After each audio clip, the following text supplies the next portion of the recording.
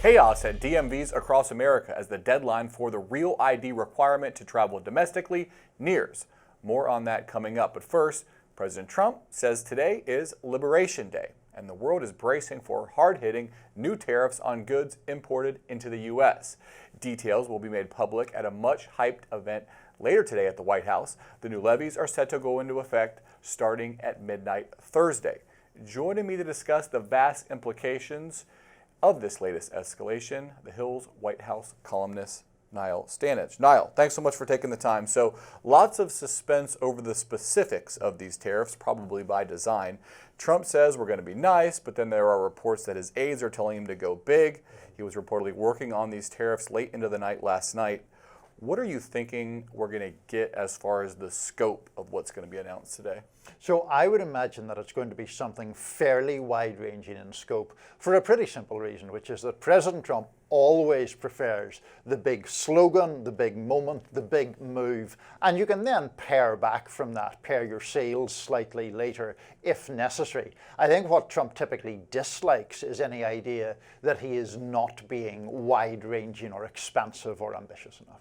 There's been some mixed messaging on the purpose of these tariffs. Are they meant to be big and long-lasting, restructuring the global economy, incentivizing domestic production, raising revenue that's going to be redistributed to American taxpayers, or are they a tool to extract concessions from the U.S.'s trade partners? It seems like it's one or the other. Yeah, exactly. I mean, I think that's the key point, that there's a tension between the two separate theories that are being given to justify these tariffs. One is, well, we'll put on these tariffs that will make American manufacturing more competitive and will then revitalize American manufacturing over time. Okay, that's an argument you can make, although it would involve some short-term pain. The other theory is just, well, this is a kind of Trump flexing of the muscle to get concessions from other nations, a much more short-term strategy.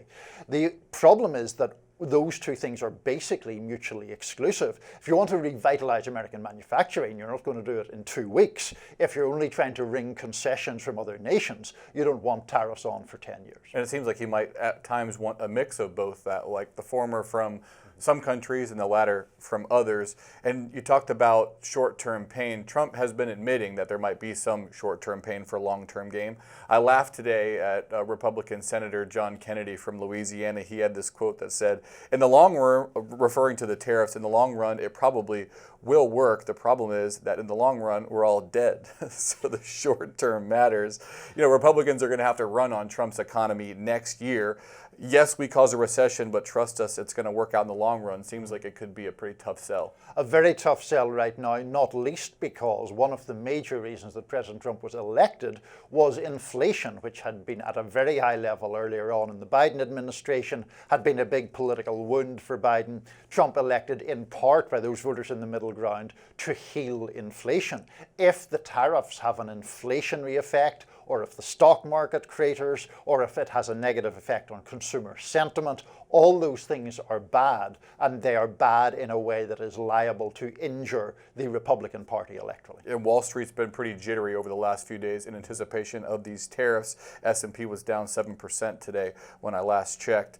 Trump has historically given a lot of attention to how Wall Street is doing and using that as a barometer to judge not only his presidency, but that of others. If Wall Street starts to tank, is he going to be able to continue to say, don't pay attention to that?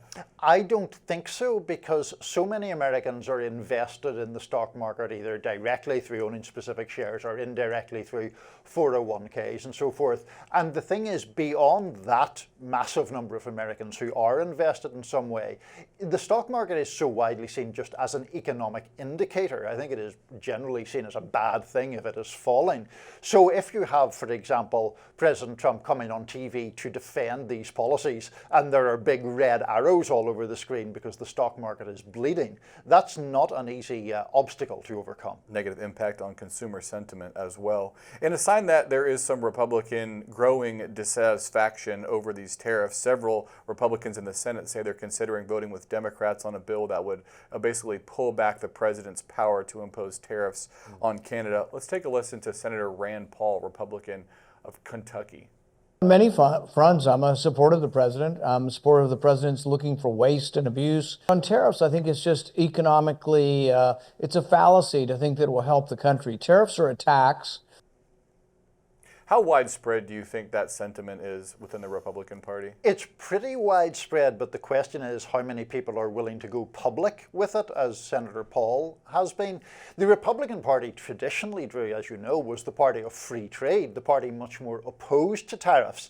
Tariffs were seen as a protectionist policy that had, in fact, more support on the left and among the Labour movement.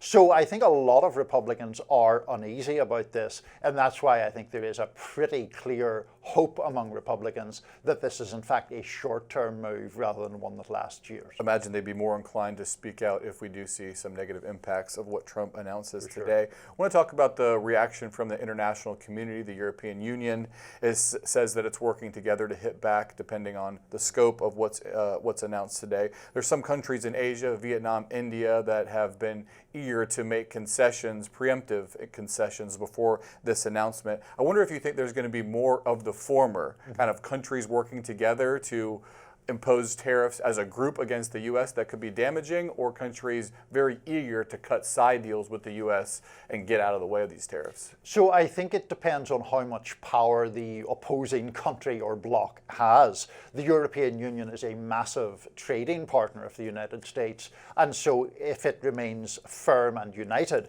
it has a lot more leverage than, say, Vietnam, which, you know, obviously is a much smaller economy. So a lot of this is going to come down to how much bargaining power do the people whom Trump is targeting have. In the EU's case, in China's case, that's very significant. In the case of smaller nations, much less so. All right, we'll have lots to talk about after the announcement today. But for now, Niall Stanage, thanks so much. Thank you. Travel is about to get real.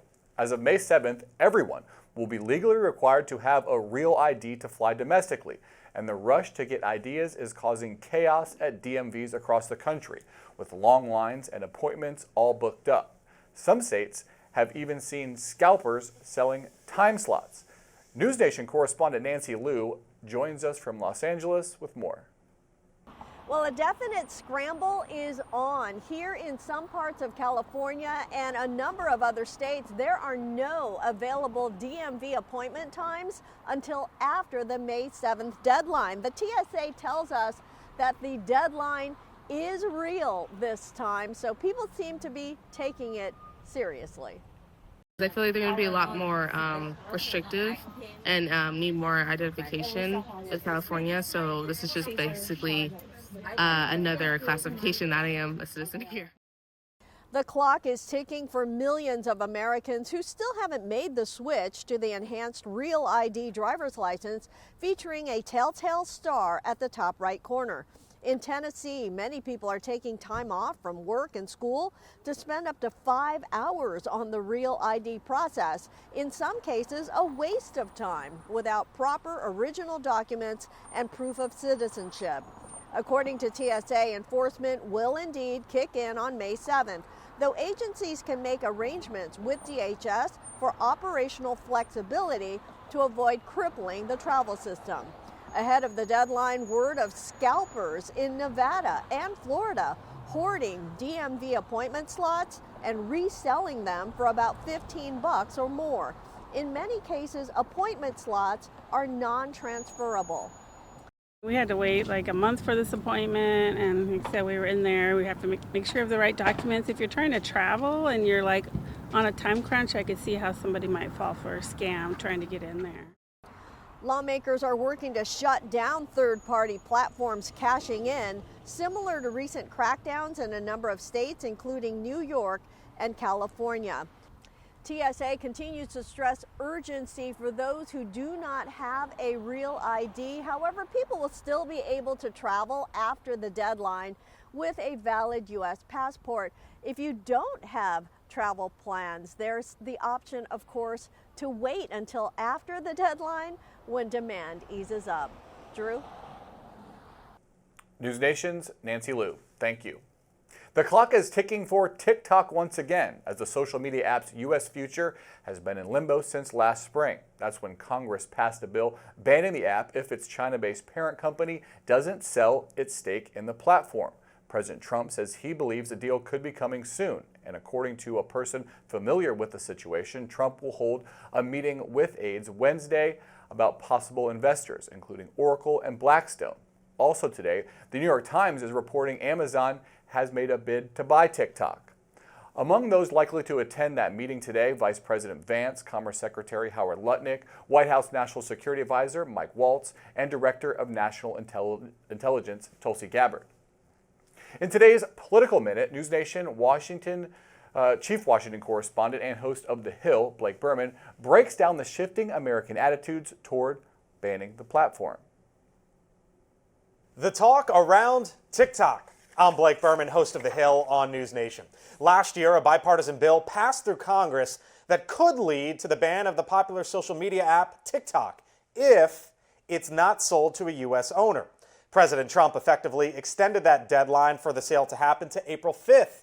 The president saying he expects a deal to come before the new deadline. Now, across the country, 34% of Americans say they would support a ban on TikTok. 32% oppose, another third say they're not sure. However, support for a ban has dropped from 2 years ago, when 50% of Americans supported a ban. Among Americans who do support a possible ban, data security risks and the company's Chinese ownership are the top major concerns. For those who oppose, they list restrictions on free speech and the platform's entertainment and informational value as the top major factors. I'm Blake Berman, and this is the NewsNation Political Minute. You can find more news and analysis from Blake and our colleagues 24/7 on NewsNation. To find NewsNation on your screen, go to joinnn.com.